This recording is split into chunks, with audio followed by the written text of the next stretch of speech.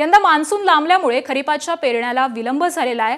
मागील 2 ते 3 दिवसांपासून नांदेड जिल्ह्यातील काही भागामध्ये मान्सूनचं आगमन झालंय। हदगाव, हिमायतनगर, किनवट आणि अर्धापूर तालुक्यामध्ये चांगला पाऊस झाला। या तालुक्यामध्ये चांगला पाऊस झाल्यामुळे आता खरीपाच्या पेरणीला वेग आलाय। सोयाबीन, उडीद, मूग, हळद यासह कपाशीची लागवड करण्यात शेतकरी व्यस्त आहेत।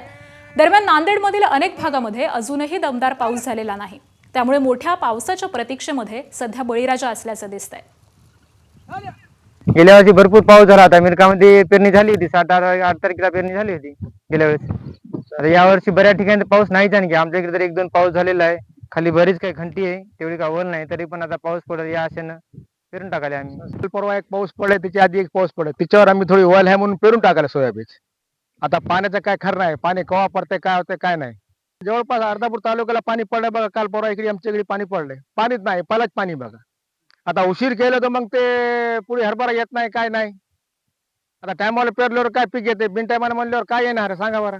शासनाने बघा आमच्या इकडे काय। एबीपी माझा, उघडा डोळे बघा नीट।